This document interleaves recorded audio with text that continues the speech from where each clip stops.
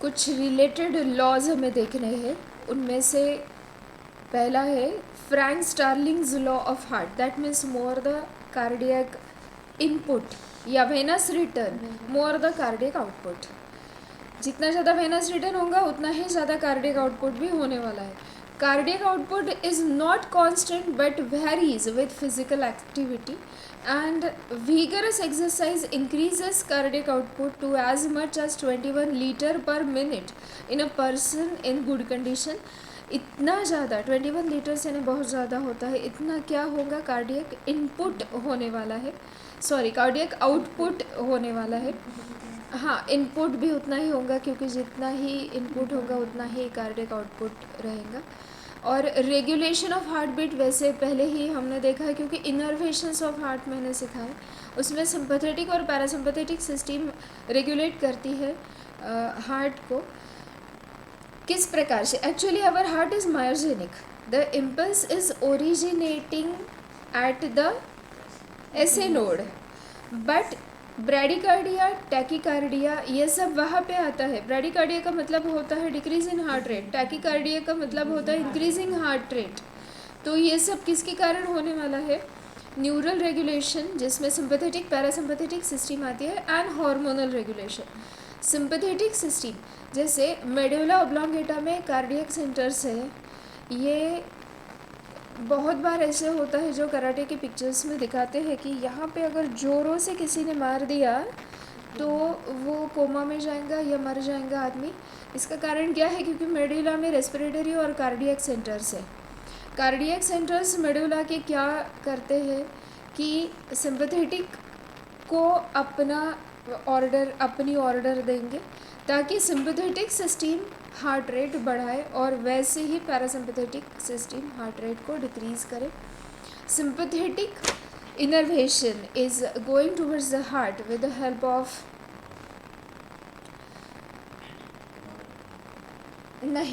Sympathetic system only, यानी adrenaline, nor adrenaline तो उसका सिक्रीशन है। मैं नर्व का नाम बता रही हूँ आपको कि सिंपैथेटिक नर्व जो होती है ना, तो वो नर्व किस प्रकार से निकलती है। Suppose this is spinal cord in the mid dorsal part of your body, और वहाँ से जो निकल रहा है वो क्या है?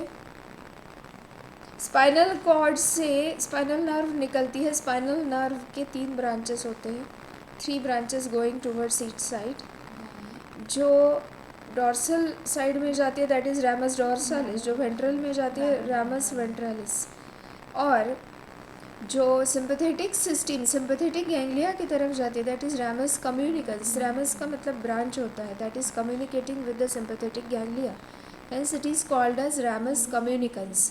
अब रैमस कम्युनिकन्स से जो एक छोटा सा ब्रांच निकल रहा है वो अलग अलग ऑर्गन्स के तरफ जाता है। तो pre ganglionic fibre is very small in sympathetic and post ganglionic fibre is long. तो that sympathetic fiber will release adrenaline at the heart and hence the heart rate will increase. Similarly, what about parasympathetic system? Parasympathetic innervation is given to the heart by vagus nerve, that is 10th cranial nerve. It will release acetylcholine at the heart and hence the normalization of heart rate will occur. Beating of the heart will be normalized due to vagus nerve which is giving parasympathetic innervation to the heart. Then hormonal regulation में epinephrine और epinephrine यानी कि adrenaline और adrenaline तो है ही जो adrenal cortex से निकलते हैं, लेकिन another hormone that is thyroxine secreted by the thyroid gland increases heart rate directly by enhancing oxidative metabolism that requires an increased supply of oxygen.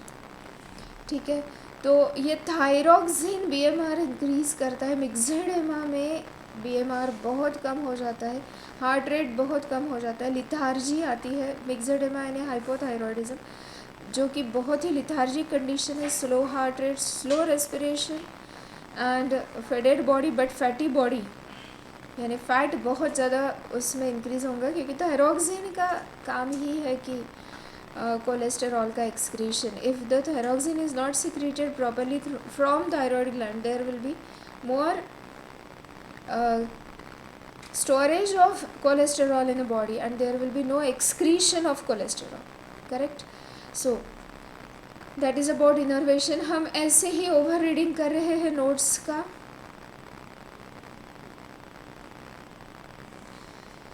Important blood vessels के नाम मेरे नोट्स में दिए हैं. हाँ, ये भी एक बार पढ़ लीजिए. जैसे कि फ्रेनिक, फ्रेनम, ये शब्द हमारे डायफ्राम से संबंधित है. थोरैक्स और एब्डोमेन के बीच में फ्रेनम आता है ना, डायफ्राम, जो कि हार्ट के नीचे है या फिर लंग्स के टिप के नीचे डायफ्राम है. So phrenic going towards the diaphragm. बाकी रीनल वगैरह, इलियाक, हाइंड लिम्स, एक बार ये पढ़ लेना आपके लिए अच्छा होगा. आर्क्यूएट आर्टेरी, ये arcuate artery of the foot, arcuate artery of the kidney and arcuate artery of the uterus. यानी कहाँ पे होती है? Foot, kidney, uterus. शायद मैंने फिगर्स दिखाई थी आपको कि जो आर्क लाइक आर्टरी होती है ना, यानी पैर में होती है सबसे नीचे, एंकल. हाँ, नहीं, आर्क लाइक, जैसे किडनी ऐसी है तो किडनी में भी आर्क लाइक आर्टरी है. यूटेरस के डोम में आर्क लाइक आर्टरी है, जिसको हम फंडस बोलते हैं, वहाँ पे आर्क लाइक आर्टरी है. All these are known as arcuate arteries. Rete, mirabilia यानी ग्लोमेरुलस. सर्कुलेटरी शंट्स हमने देखे.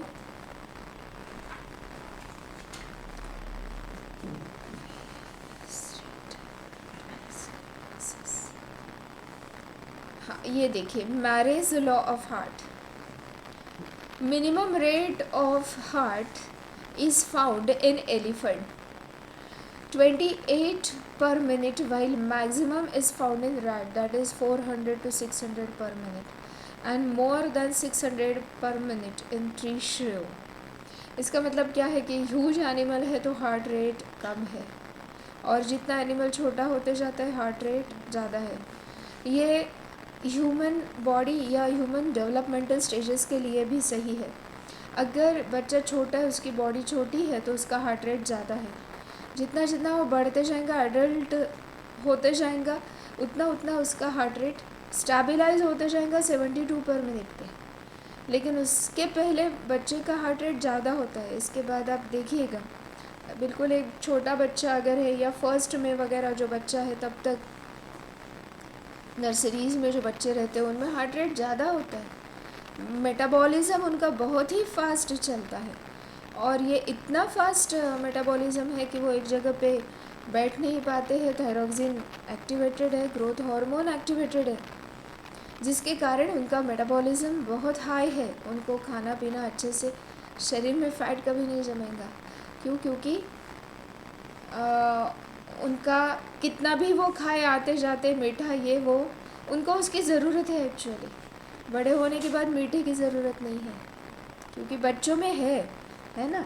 इसीलिए तो कितना भी चॉकलेट खाए, ये खाए, वो खाए, उनको कुछ होता है कि डायबिटीज़ होता है? उनको नहीं, क्योंकि बीएमआर अच्छा है, मेटाबॉलिज्म अच्छा है, थायरॉक्सिन अच्छा है, वो उसका यूटिलाइजेशन करते हैं उतना. अगर कोई बच्चा बिल्कुल एक जगह पे बैठ के मोबाइल खेल रहा है ना, तो उसको होगा कुछ ना कुछ डिसीज़. या बहुत ज़्यादा मैदे वाले पदार्थ जैसे मोमोज़ और बाकी सब खाएगा, तो क्या बोलते हैं उसको, पिज़्ज़ा वगैरह खाएगा, तो ये सब डिफ़ॉर्मिटीज़ उसके शरीर में आने वाली है. But normally not. अगर इंडियन फूड कोई खाता है बच्चा, सब्जी, रोटी, दाल, चावल, तो कुछ भी डिफ़ॉर्मिटी उसमें नहीं रहेंगी. थोड़ा बहुत ज़्यादा मीठा खाए तो कोई प्रॉब्लम नहीं है उसको. मैं ये क्यों बता रही हूँ? क्योंकि बॉडी छोटी तो हार्ट रेट ज़्यादा, बॉडी बड़ी हार्ट रेट कम, और ट्री श्रू का हार्ट रेट ज़्यादा है, रैट का उससे यानी उतना ही, करीबन 400 से 600 है, और 28 पर मिनट इन एलिफेंट. हाँ, there is inverse relationship between the rate of heart beat and blood pressure. The phenomenon is called as Mary's law of heart. Inverse relationship between the heartbeat and blood pressure. Blood pressure high, heartbeat less. Blood circulation less. मैंने कल इसी के बारे में आपको बताया था कि अगर बीपी हाई होता है तो किसी किसी के हाई बीपी के कारण क्यों आंखें भी चली जाती है, क्योंकि ब्लड सर्कुलेशन कम है। एक्चुअली बीपी हाई है इसका मतलब ब्लड सर्कुलेशन कम है, हार्ट रेट कम है। अच्छे से सुनो, heart rate is less if the BP is high, that is known as marriage law. Lymphatic system के तरफ चलते हैं। The system is like this. देखिए लिम्फेटिक नोड्स दिख रहे हैं ना आपको, ये इतने सारे, और ज़्यादातर lymphatic nodes they are present at the joints. ये वाले जो जॉइंट्स है, ग्रॉइन है, आर्मपिट्स है, ये नेक के सराउंडिंग भी है बहुत सारे। इसीलिए अगर फ्लू वगैरह होता है, इन्फ्लुएंज़ा, तो हाथ पैर अपने आप दुखने लगेंगे, क्योंकि जॉइंट्स में बहुत ज़्यादा काम चल रहा है, युद्ध चल रहा है। क्यों? क्योंकि ये हर एक लिम्फेटिक नोड्स वो जॉइंट्स में प्रेजेंट है। या नेक के सराउंडिंग भी आपको दुखता है, या आपने जाना होगा कि बुखार में ये यहाँ पे पीठ और ये जो डॉर्सल साइड है, अपर थोरैक्स हम बोल सकते हैं, डॉर्सल एंड अपर थोरैक्स, वो बहुत ज़्यादा पेन करता है क्योंकि वहाँ पे लिम्फेटिक नोड्स है ज़्यादा। और ब्लड सर्कुलेशन के दौरान लिम्फ यानी क्या होता है एक्चुअली? लिम्फ ये इस प्रकार से है, 1 मिनट,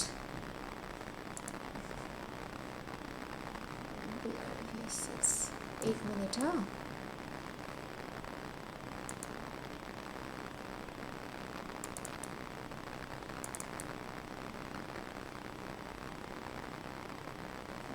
टिश्यू फ्लूइड तो है, lymph means tissue fluid.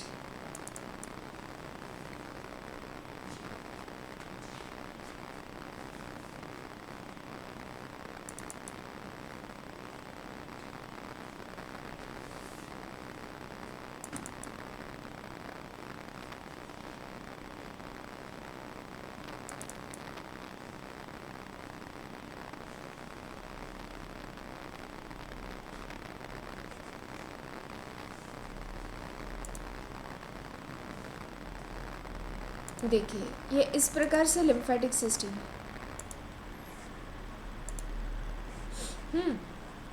So it consists of lymphatic nodes, lymphatic glands just like that of thymus, spleen, and appendix is also the lymphatic glands and tonsils. यहाँ पे जो रहेंगे वो tonsils रहेंगे। तो lymphatic glands, lymphatic nodes and lymphatic vessels, those are present. Lymphatic vessels, lymphatic glands, lymphatic nodes, all these are the constituents of the lymphatic system. सबसे पहले है lymph, जो कि middle man with in blood and tissue fluid. Lymph को सीधे सीधे tissue fluid नहीं बोल सकते हैं। Lymph is the middle man with in blood and tissue fluid.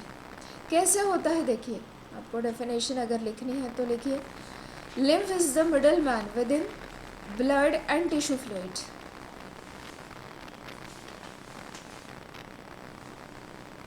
देखिए ये ब्लड कैपिलरीज दिख रहे हैं ना, कोई भी ऑर्गन में क्या होगा, blood capillaries. Organ is nothing but blood capillary.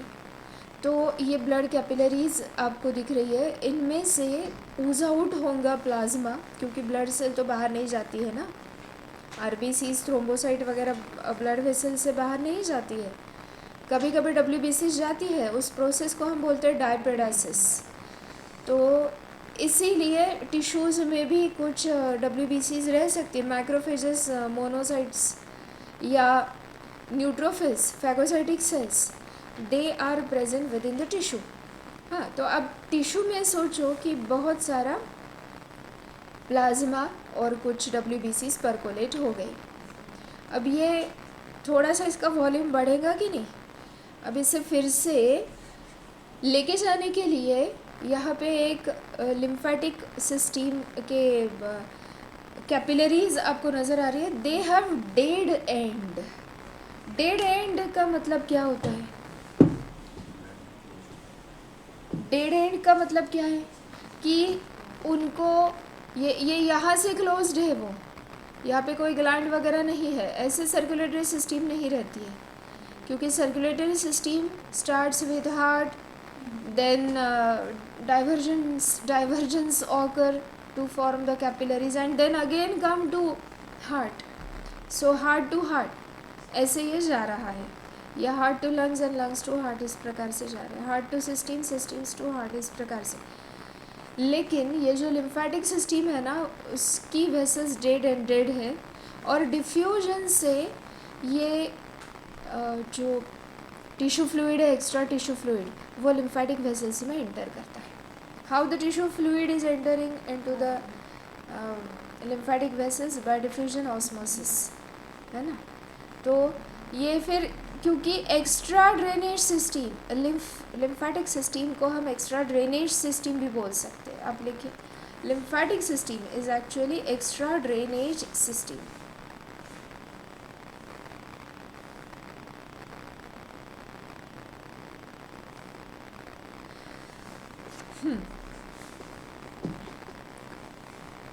तो यहाँ पे क्या एंटर हो रहा है? लिम्फ, जो कि आगे आगे, अब ये लिम्फेटिक सिस्टम में वेंस होती है, lymphatic vessels have veins, sorry walls, lymphatic vessels have walls, very sorry मैंने वेन बोला, लिम्फेटिक वेसल्स हैव वॉल्स. तो वो वेनस सिस्टम के जैसी ही है क्योंकि ऑर्गन से निकल रही है. तो वॉल्स नज़र आ रहे हैं आपको, यहाँ पे भी वॉल्व है. और ये करते करते करते क्या होगा कि यहाँ पे जैसे ग्रॉइन में आएगा, आर्म पिट में आएगा, ये नेक के सराउंडिंग बहुत सारी ग्लैंड्स है, और फिर that will enter into the heart, right auricle. ये जो एक्स्ट्रा टिश्यू फ्लूइड है वो लिम्फेटिक वेसल्स में एंटर होते हुए फिर ऊपर ऊपर ऊपर हार्ट के तरफ जाता है, ऊपर से नीचे, नीचे से ऊपर, यह हार्ट के तरफ आता है. And with the help of two large vessels, the lymph is poured into the right auricle. जो राइट लिम्फेटिक डक्ट है ये इस प्रकार से ड्रेन करती है लिम्फ को और राइट ऑरिकल में डालती है. कहाँ से ड्रेन कर रही है? राइट लिम्फेटिक डक्ट लिम्फ को, ये पूरे टिश्यूज़ है ना, यहाँ से देखो आपको कलर डिफरेंस नज़र आ रहा है, ये वाला ग्रीन कलर से दिखा है, बाकी का थोड़ा पिंकिश कलर से दिखा है.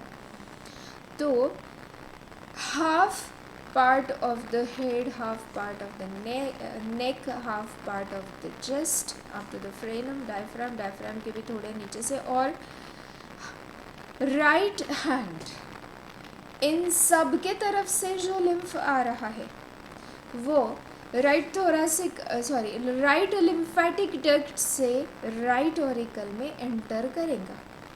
हाँ, ये फिगर भी अगर आप याद करें तो आपको समझ में आएगा. थोड़ा सा अच्छे से देखो कि ये जो पूरा ग्रीन शेड से पार्ट दिखा है वहाँ से लिम्फ ड्रेन होके राइट लिम्फेटिक डक्ट में आता है, और right lymphatic duct opens into the superior vena cava. What about left lymphatic duct या थोरैसिक डक्ट? अब ये जो लेफ्ट लिम्फेटिक डक्ट या थोरैसिक डक्ट है वो लिम्फ को ये पूरे पार्ट से ड्रेन करते हुए यहाँ पे लाती है. यानी 2 legs, abdomen, left part of chest, left hand and left neck and left part of the head. ये जो शेडेड, बिना शेडेड रीजन आपको दिख रहा है वो पूरा जो रीजन है, that is the lymph is drained from that complete region into the thoracic duct, which is also known as left lymphatic duct. Okay, तो ये इस प्रकार से लेफ्ट लिम्फेटिक डक्ट ही ज़्यादा काम करे, ज़्यादा ड्रेनेज का काम करे. ये स्प्लीन है, ये यहाँ पे थाइमस होगा, और ये लिम्फेटिक ग्लैंड आपको नज़र आ रही है. This is thymus, present ventrally and superiorly to that of heart. Heart के पास है ये एस शेप. थाइमस बच्चे में बड़ा होता है, जैसे जैसे बुढ़ापा आएगा थाइमस छोटा होते जाएगा. देखो थाइमस बच्चे में बहुत बड़ा है, इसीलिए उसकी इम्यूनिटी ज़्यादा है. बच्चों को कुछ नहीं हुआ कोरोना में, बच्चे मरे क्या? नहीं. क्यों? क्योंकि उनके पास इम्यूनिटी ज़्यादा है। इम्यूनो डेफिशिएंसी जिनमें थी, या अगर कोई डायबिटीज़, हार्ट, हाँ, ऑलरेडी उनको कुछ अगर रोग है तो जल्दी मरे। बच्चों पे ज़्यादा इफ़ेक्ट नहीं हुआ कोरोना का। क्यों? क्योंकि उनके पास इतना बड़ा था एमएससी जो वायरस को मारने में कामयाब हो गए। उनके शरीर में अगर जाता भी है तो वो उनको कुछ भी नहीं होगा। हाँ, they will be able to revive themselves. So let us read. बोलो। ये नहीं, मैं वो बाद में बताती हूँ इम्यूनिटी के प्रकार। lymphatic system consists of lymphatic vessels, some organs and tissues. The word lymph means clear water, and it is a fluid connective tissue with almost similar composition of the blood except RBCs, platelets and some proteins. Fluid from intercellular spaces of the body tissues enter into the lymphatic vessels. From here it is discharged into the blood vessels through the thoracic duct and the right lymphatic duct.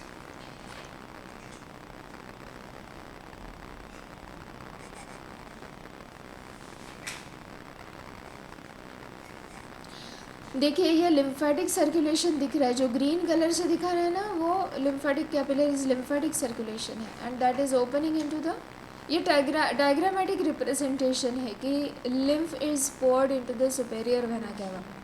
This is diagrammatic representation, and here you can see the lymphatic capillary is acting as a middleman within tissue fluid and blood. ये यहाँ से dead एंडेडली निकल रही है, जिसमें extra tissue fluid enter होता है, and then it will be carried upward towards the heart. Lymphatic vessels के बारे में मैंने बताया, लेकिन ये सिस्टर्ना काइली क्या है? सिस्टर्ना काइली, हाँ, ये यहाँ पे दिखेंगे आपको सिस्टर्ना काइली, इन्होंने नहीं दिखा है।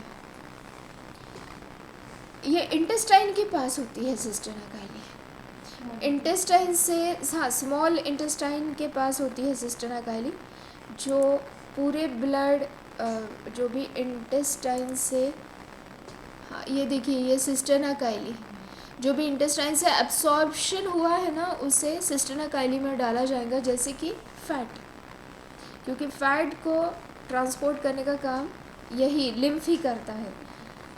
तो काइलोमाइक्रॉन्स are loaded into the lymphatic ducts which are called as lacteals, and from lacteals it will be carried upward.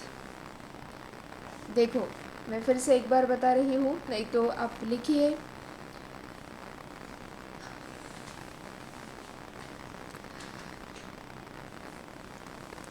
Fat is loaded in the form of chylomicron into lacteals of intestinal wall. Fat is loaded in the form of chylomicron into the lacteals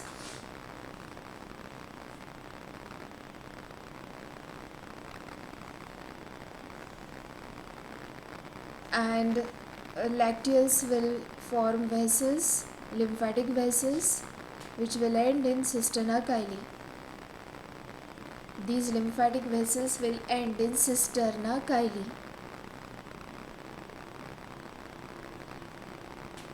From which thoracic duct originates.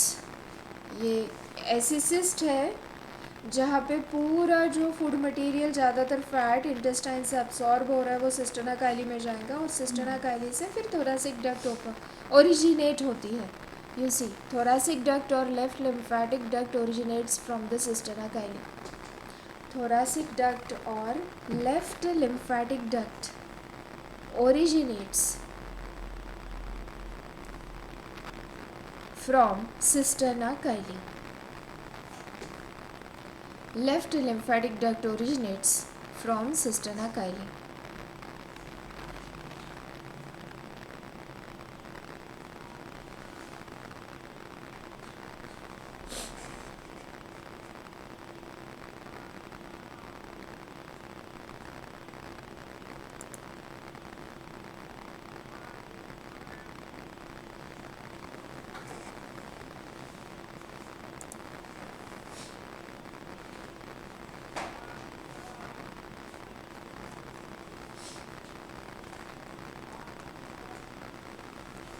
Circulatory और lymphatic system यहाँ पे हमने ख़त्म किया. The difference between blood and lymph is given in my notes on page 13.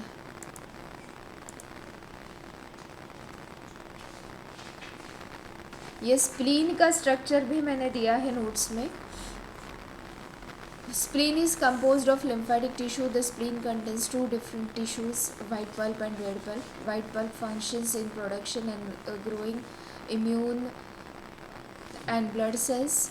The red pulp functions in filtering blood of antigens, microorganisms and defective or worn out red blood cells. Spleen and liver consist of reticular connective tissue.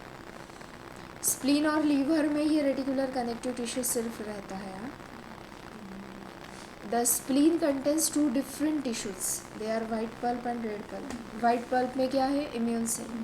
और red pulp में क्या है? Filtering of blood occurs in red pulp. Blood का वहाँ पे filtering हो रहा है. क्यों?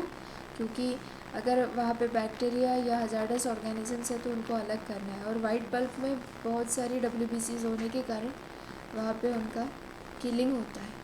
और रेड पल्प में ब्लड का फिल्टरिंग होता है. So two red pulp and white pulps are present in what? हाँ, स्प्लीन.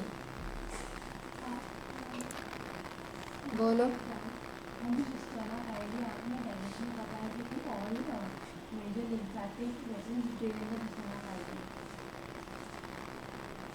बाद में बताती हूँ. हाँ. Functions of lymphatic system. Lymph forms a medium for exchange of substances between blood and tissue cells. Lymph reaches all tissues providing water, preventing their desiccation. Lymphocytes produced in lymph nodes destroy the pathogen. इस general function से. और blood और lymph में जो difference दिया है ना page number 13 में, वो करना ही है बेटा. कभी कभी इसके ऊपर क्वेश्चंस आते हैं. 55% water is present in blood but 90% means lymph is thin than that of blood. More viscous. Blood is viscous. Erythrocytes platelets are present but here erythrocytes platelets are not present in lymph. ये whitish thin fluid रहता है lymph. यानी leukocyte count is 6000 to 8000 per mm³. But here the leucocyte count is, यानी आपको लगेगा कि lymph whitish है, इसका मतलब यहाँ पे बहुत सारे WBCs है. वो भी नहीं है. WBCs are also in minimum amount. यानी normal range of WBCs per mm³ in blood is 6000 to 8000 and here it is 500 per mm³. यहाँ पे कितनी है वो? 500 पर mm³, यानी कम ही है. देखो, viscosity is less, protein contents less, number of WBCs less, erythrocytes and platelets are not present in lymph. क्यों प्रोटीन कंटेंट्स भी कम है? क्योंकि फाइब्रिनोजन वगैरह क्लॉटिंग प्रोटीन्स उसमें नहीं है. देखिए, fibrinogen percentage is negligible. Albumin globulin ratio is 1:5. हाँ. Then albumin ज़्यादा है. Albumin are hygroscopic proteins present more in quantity in blood. क्योंकि रेशो इज़ हाई, इसका मतलब क्या है कि albumin इसमें ज़्यादा है. Lymph flow is very slow. Its flow is from tissues to brachiocephalic veins. Its composition varies from area to area. यानी lymph is thin and only doing the function of extra drainage. Circle of villi मैंने बताया कि brain में ऐसे blood vessel का circle होता है कि एक तरफ अगर ब्लड अच्छे से नहीं पहुंच रहा है तो उसका वहाँ पे ब्लड पहुँचाने का काम दूसरा पाथ टेक ओवर करता है.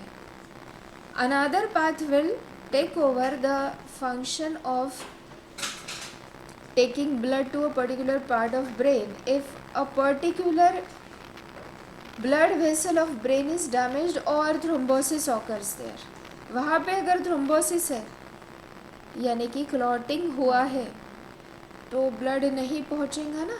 यानी एक्सचेंज नहीं होगा तो ब्रेन को डैमेज तो नहीं करना है, इसीलिए वहाँ पे सर्कल में दिया है। देखो, अगर आपको एक जगह पे पहुँचना है और उसके लिए एक पाथ है, लेकिन ये वाला पाथ अगर क्लॉट हो गया वहाँ पे फॉर्म तो थ्रोम्बोसिस हो जाएगा। If that particular path is blocked then the blood can reach there from another path.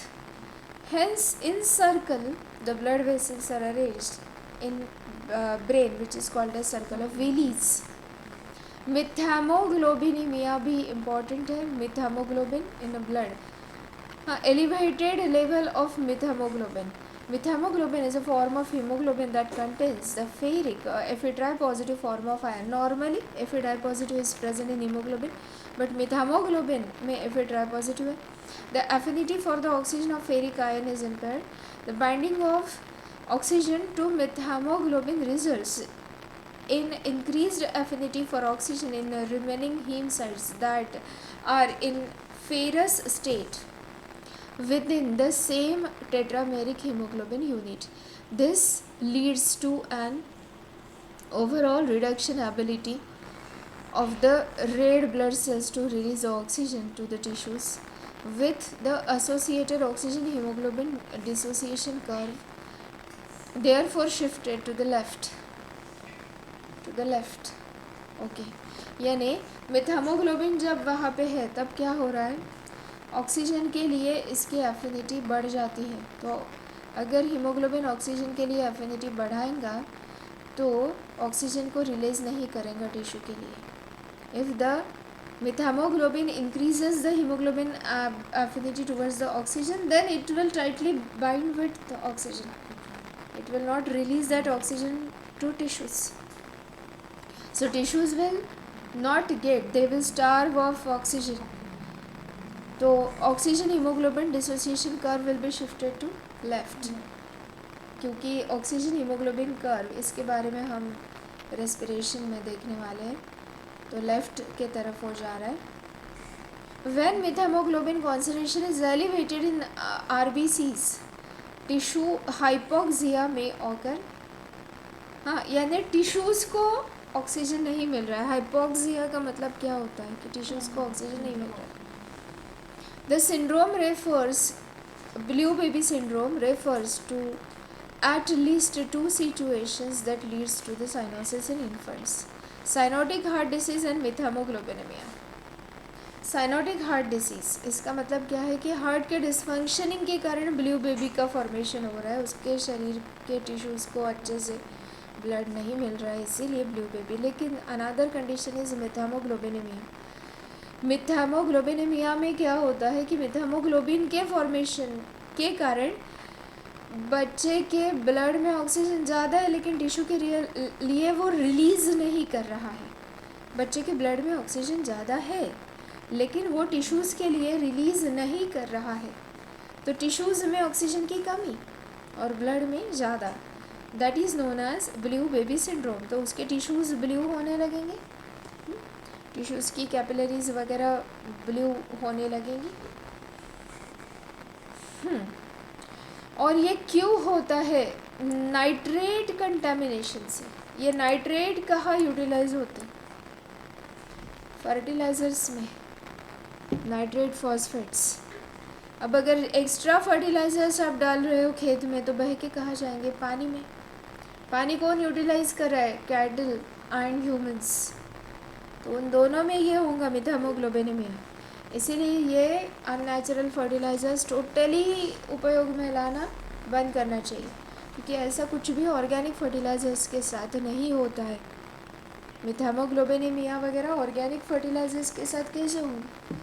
वो तो वर्मी कंपोस्ट है या नॉर्मल कंपोस्ट है, पीट कंपोस्ट और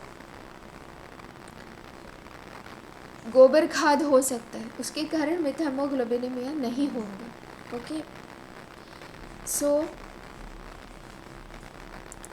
एंड डायस्टोलिक, कभी कभी ना इनके ऊपर क्वेश्चंस आते हैं, इसीलिए ये भी देख लेते हैं। And systolic volume ESV and and diastolic volume. And systolic volume का मतलब क्या है? Is the volume of blood in ventricle at the end of a contraction.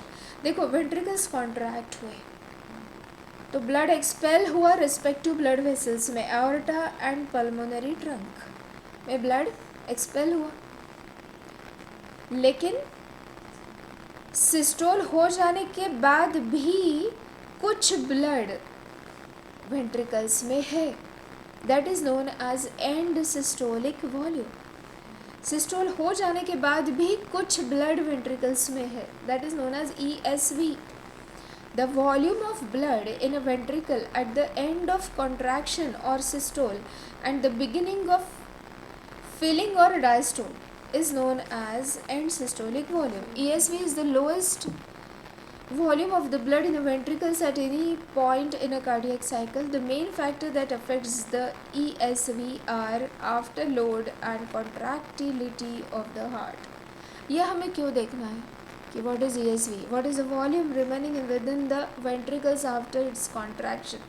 Because after the contraction of ventricles there must be pushing of blood into the arteries, aorta as well as pulmonary trunk, है ना। तो वो अगर नहीं हुआ है, इसका मतलब वेंट्रिकल्स ने अच्छा कॉन्ट्रैक्शन नहीं दिखाया। तो वेंट्रिकल्स अच्छे से काम कर रहे हैं कि नहीं, उसके लिए ESV देखना पड़ेगा। फिर वो हमें क्या बताएगा कि ventricles why the ventricles are not showing proper contraction, because they are not getting proper blood supply, यानी कोरोनरी आर्टेरियल डिसीज़ है वहाँ पे, इसीलिए ESV ज़्यादा नहीं है। करेक्ट। ESV किसका मेजर है? क्यों वेंट्रिकल्स प्रॉपर कॉन्ट्रैक्शन नहीं दिखाएंगे? अगर वेंट्रिकल्स के मसल्स को प्रॉपर ब्लड सप्लाई नहीं मिल रहा है, यानी कोरोनरी आर्टेरियल डिसीज़ अगर है तो प्रॉपर ब्लड सप्लाई नहीं मिलने वाला, क्योंकि थ्रोम्बोसिस हुआ ना वहाँ पे।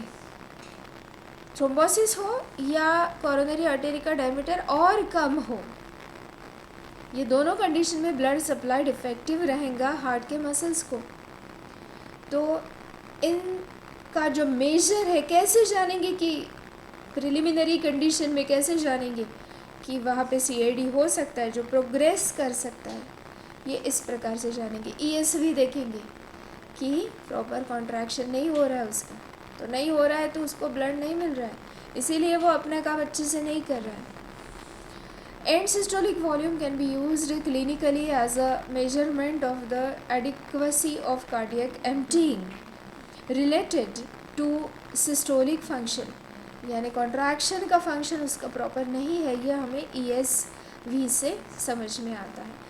On an echocardiogram or ECG, the end systolic volume will be seen at the end of the T wave. ECG से समझ में आ जाएगा कि end systolic volume ज़्यादा है। Then end diastolic volume is a volume of blood in the right or left ventricle at the end load or filling or the amount of blood in the ventricle just before the systole. Systole शुरू होने के पहले ventricles में कितना blood है? Systole शुरू होने के पहले वेंट्रिकल्स में जो ब्लड है वो कहाँ से आया? अट्रिया से आया। अट्रिया का कॉन्ट्रैक्शन हुआ, वेंट्रिकल्स में ब्लड गया। अब वेंट्रिकल्स भी कॉन्ट्रैक्ट होने वाले, लेकिन जब उसका पूरा फिलिंग हो गया तब उसमें कितना ब्लड है? फिलिंग कहाँ से हुआ? ऑरिकल से ब्लड नीचे आया। तो वेंट्रिकुलर कॉन्ट्रैक्शन शुरू होने से पहले उसमें कितना ब्लड है? वो है एंड डायस्टोलिक वॉल्यूम, क्योंकि डायस्टोल जब वेंट्रिकल्स का शुरू है तभी तो उसका फिलिंग होता है कि नहीं। तो डायस्टोल के एंड में कितना ब्लड वहाँ पे है, तो फिलिंग अच्छे से हो रहा है कि नहीं। फिलिंग कब अच्छे से होगा? जब रिलैक्स वो अच्छे से होंगे। अगर रिलैक्स वो अच्छे से नहीं हो रहा है इसके पहले बिट के दौरान, तो फिलिंग भी अच्छे से नहीं होगा।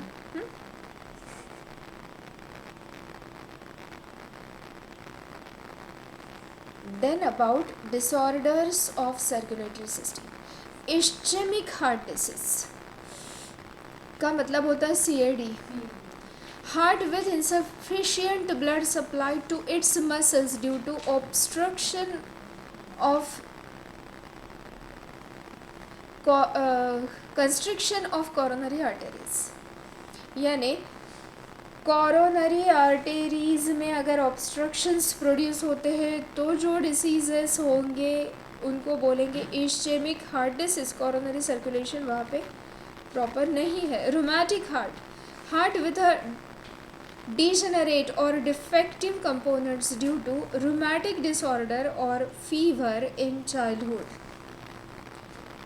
ये डिफेक्टिव हार्ट है, रूमेटिक हार्ट, ये प्रॉपरली बीट नहीं कर रहा है, ब्लड सप्लाई हर एक ऑर्गन को प्रॉपरली नहीं हो रहा है क्योंकि रूमेटिक आर्थराइटिस उससे हुआ है। और rheumatism deals with the muscular dysfunctioning. Rheumatoid arthritis rheumatism है ना। हार्ट बर्न ये किसके कारण होता है? Sensation of burning occurring in waves in oesophagus tending to rise upward towards the neck, often with reflex into mouth। कैसे होता है हार्ट बर्न? यानी एक्चुअली हार्ट बर्न नहीं है। अगर स्टमक में एसिडिटी ज़्यादा हो जाती है तो ऐसे सेंसेशन ईसोफेगस में वो आ रहे हैं, ईसोफेगस हार्ट के पास है ना, इसीलिए वहाँ पे बर्निंग सेंसेशन होता है। That is known as heartburn. Hypertension के बारे में हमने पहले से बात की है। Angina,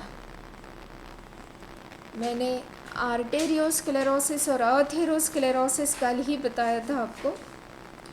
thrombophilia, a disorder of hemopoietic system in which there is tendency of occurrence of a thrombosis। Anywhere there will be occurrence of thrombosis, it is known as thrombophilia। Oligocythemia, decrease in RBCs। Polycythemia, increase in RBCs। Leukemia, increase in WBCs। Leukopenia, decrease in WBCs। All diseases are properly given here। Pericarditis, pericardium का inflammation, ठीक है। Painful friction due to the rubbing with each other, तो chest में बहुत दर्द होगा, that is due to inflammation in the pericardium. Angina का मतलब होता है heart pain of short duration, usually located in front of the chest, that is known as angina pectoris। A coronary artery becomes partially blocked, the individual suffers from the angina characterized by radiating pain in the left arm। सिर्फ chest में दर्द हो रहा है, angina. But if that pain is radiating towards the left neck, left shoulder, left arm, then it is known as angina pectoris, and that is due to the blockages, coronary arterial disease। Remember everything, angina pectoris is due to the blockage। और blockages के कारण क्या हो रहा है कि heart pen हो रहा है, क्योंकि कैसे ना कैसे तो आपको समझ में आएगा कि हार्ट मेरा अच्छे से काम नहीं कर रहा है। Pain is protective in nature, always remember pain is protective. अगर पेन नहीं होता है ना तो शरीर का प्रोटेक्शन नहीं होगा। अगर हार्ट पेन नहीं है तो कैसे पता चलेगा कि heart is not functioning properly. अगर आपके जॉइंट्स में वगैरह दर्द है तो इसका मतलब है जॉइंट्स, वहाँ पे आर्थराइटिस हो सकता है या कोई दूसरा जॉइंट का डिसीज़ हो सकता है, लेकिन पेन आपको बताता है कि ट्रीटमेंट चाहिए या उसका काम कम करें, ये भी हो सकता है। इस इश्केमिया या इश्चेमिया, इश्चेमिया इससे बोलेंगे, इस्केमिया ऐसे बोलना, उसका उच्चार यहाँ पे दिया, मैं इश्चेमिया ऐसे उच्चार करती हूँ इसका। inadequate flow of blood to the part of heart caused by the obstruction to its blood supply, then hematoma, coronary arterial disease is called as ischemia।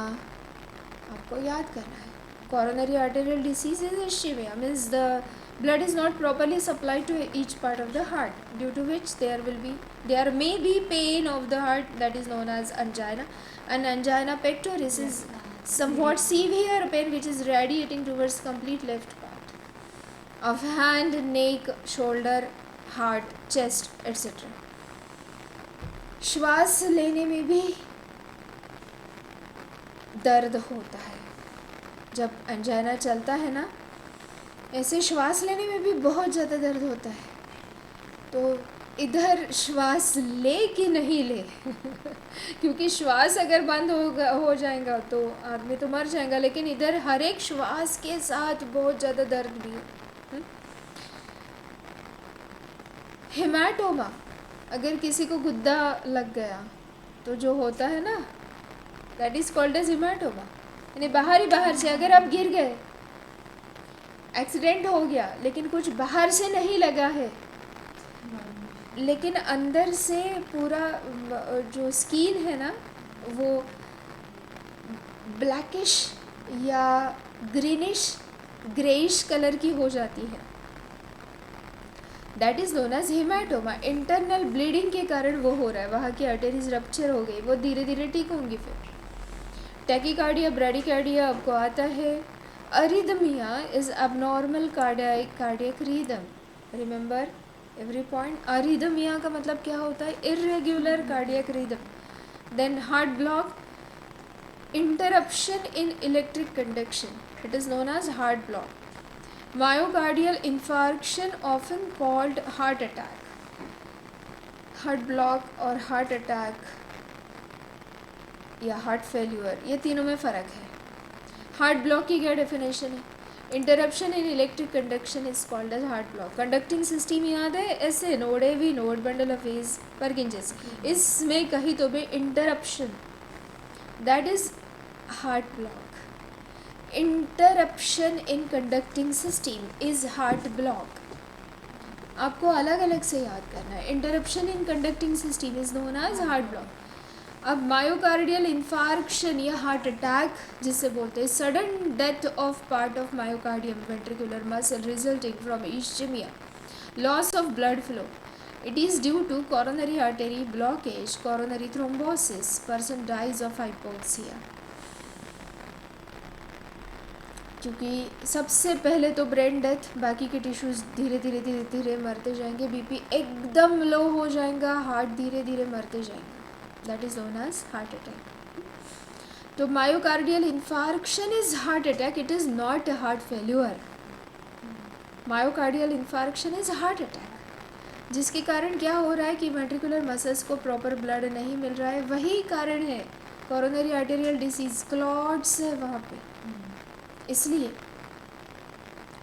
लेकिन हार्ट धीरे धीरे धीरे बंद होते जाएगा, multiple organ failure. Then streptokinase दिया जाता है, clot buster, streptokinase, heparin anticoagulant,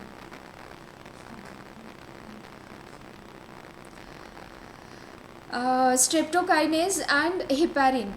MI is also treated by performing coronary angioplasty or coronary artery bypass grafting. ये सब उसमें हो सकता है. Then heart failure is not the heart attack, क्योंकि failure of dispatching blood to various part of the body is known as heart failure.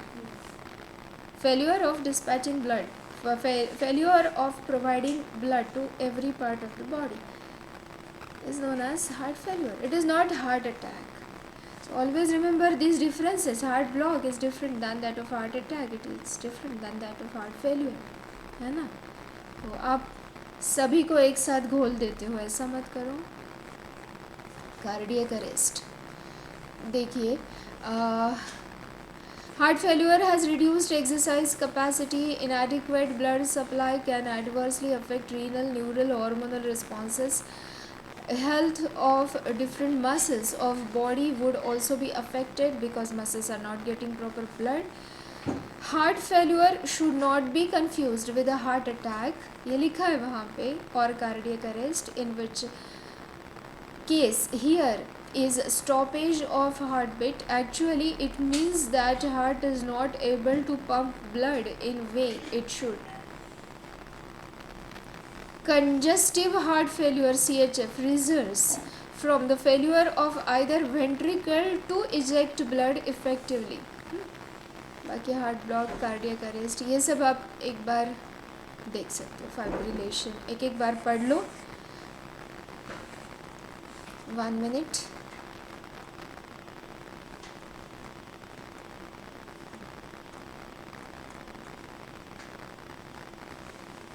देखिए, stroke volume can B decreased by increasing heart rate.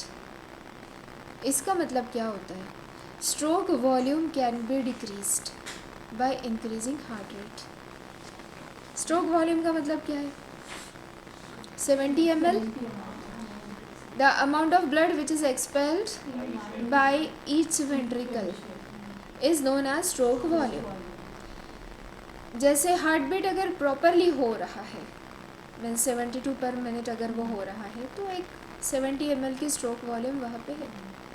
लेकिन अगर heart beat बढ़ गए, समझो कि वो 80 पर मिनट हो गए, तो धक धक धक धक और जल्दी हो रहा है, तो पूरा 70 ml बाहर जाने से पहले ही दूसरा सिस्टोल आ गया, तो स्ट्रोक वॉल्यूम कम हुई कि नहीं? स्ट्रोक वॉल्यूम क्यों कम हो रही है? क्योंकि हार्ट बीट इंक्रीज हुआ। सबको समझ में आ गया? If heartbeat increases, then what is happening there?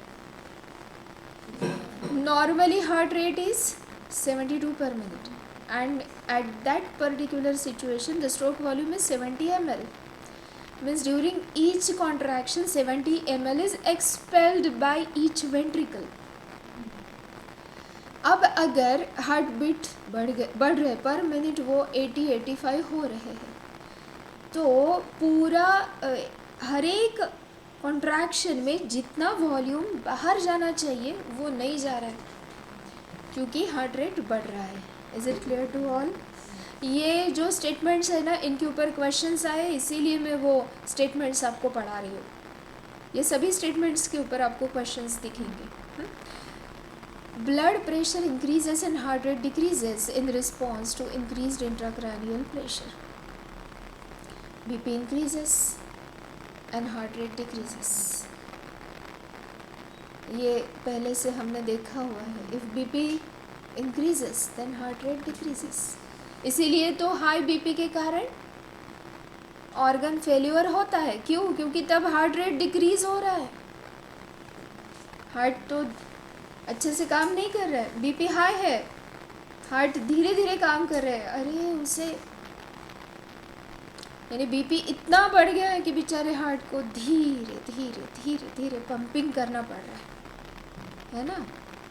तो तब क्या होगा कि इंक्रीज्ड देखिए decreases in response to increased intracranial pressure. Exercise increases blood pressure and heart rate. If intracranial pressure is rapidly elevated, exercise कोई कर रहा है, तब थोड़ा बहुत ब्लड प्रेशर और along with BP the heart rate will also increase in that case, not in extreme. यानी थोड़ा बहुत बीपी बढ़ा है, हार्ट रेट भी बढ़ा है जब कोई एक्सरसाइज करता है, तब ब्लड ज़्यादा जा रहा है ना ब्रेन की तरफ, तो इंट्राक्रैनियल प्रेशर बढ़ेगा। Pressure is rapidly elevated, cerebral blood flow is reduced. तो अगर इंट्राक्रैनियल प्रेशर बढ़ता है तो जल्दी से मेडुला ऑब्लोंगेटा के द्वारा हार्ट को बताया जाता है कि इंट्राक्रैनियल प्रेशर कम करो, तो ब्लड फ्लो उसके तरफ का कम किया जाएगा। हाँ, the increase in intracranial pressure stimulates the vasomotor centre and produces an increase in systemic blood pressure.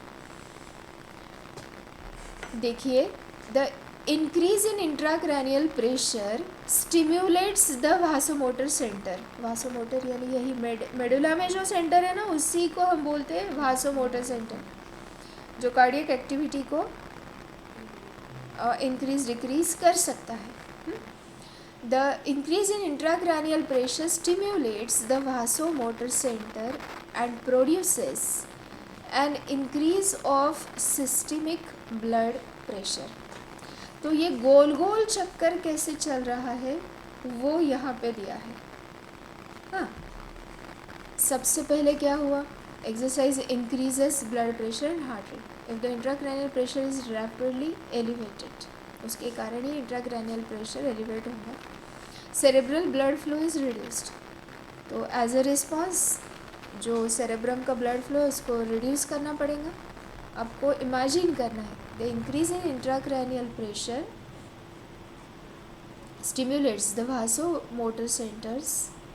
अब इंट्राक्रैनियल प्रेशर इंक्रीज़ हुआ तो सेरेब्रल ब्लड फ्लो पहले तो डिक्रीज़ करो, क्योंकि ज़्यादा ब्लड फ्लो अगर ब्रेन की तरफ जाता है तो ब्रेन सेल डैमेज हो सकती है। तो पहली चीज़ क्या करनी है, सेरेब्रल ब्लड फ्लो पहले डिक्रीज़ करो। फिर यही क्या करेगा, वासोमोटर सेंटर को स्टिमुलेट करेगा, मेडुला को, to produce an increase of systemic blood pressure.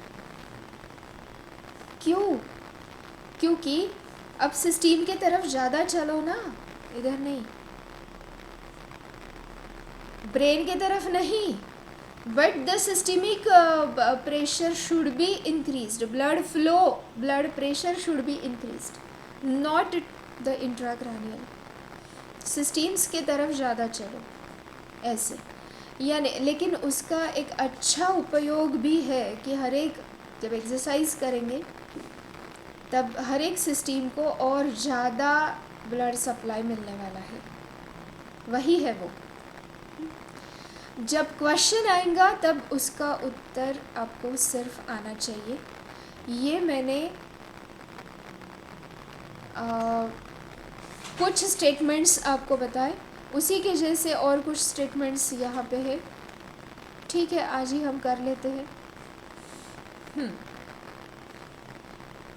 ये मैंने फिर से बताऊंगी, क्योंकि मैंने 2-3 बार बता दिया कि during the exercise there is an increase in person stroke volume. ये आप प्रूव कर सकते हो। ECG is less effective in detecting abnormalities in cardiac contractility. सोचो, अब ECG यानी क्या है? हाँ, वो सिर्फ कंडक्टिंग सिस्टम का ग्राफिक रिप्रेजेंटेशन है। At the SA node, the impulse is generated, then going towards the AV node, then going towards the bundle of his, and that's Purkinje's fiber, etc. ECG अगर proper है, लेकिन फिर भी अगर muscles अच्छे से काम नहीं कर रही है तो कैसे होगा? यानी ECG प्रॉपर है, conducting system it is proper, यानी ECG is proper, the impulse generated is actually, that particular function is properly done, generation of impulse is properly done, but not the contraction of muscles. Then what will happen? Muscle का contraction नहीं हो रहा है, impulse का generation properly हो रहा है, लेकिन मसल्स अगर इश्चेमिया के कारण अगर वहाँ पे थ्रोम्बोसिस है, मसल्स को फूड ही नहीं मिल रहा, तो आप इसको स्टिम्युलेट करो, क्या होगा? वो कॉन्ट्रैक्शन दिखाएंगे, क्या नहीं? यानी वेंट्रिकुलर कॉन्ट्रैक्शन तभी होगा जब मसल्स को अच्छे से फूड मिल रहा है, कोरोनरी सर्कुलेशन अच्छा है। सिर्फ कंडक्टिंग सिस्टम अच्छा होना ये नहीं है। कंडक्टिंग सिस्टम, हाँ, बाद में जाके ECG भी ब्रेक हो जाएगा, लेकिन बिल्कुल शुरुआत में सिर्फ ECG वेंट्रिकुलर कॉन्ट्रैक्शन रिलैक्सेशन के बारे में प्रॉपर गाइडेंस नहीं दे सकता है। हाँ, बाद में जाके ECG भी गलत आएगा। सो हार्ट के कॉन्ट्रैक्शन के बारे में वो कुछ नहीं बताता। The greatest percentage of blood volume is found in the venules and veins. ये बराबर है, क्योंकि आर्टेरीज में तभी ब्लड रहता है जब हार्ट का सिस्टोल हुआ। जैसे ही हार्ट का सिस्टोल हुआ, आर्टेरीज से ब्लड आगे चला गया। अब वो कहाँ है? कैपिलरीज में, वेंस में।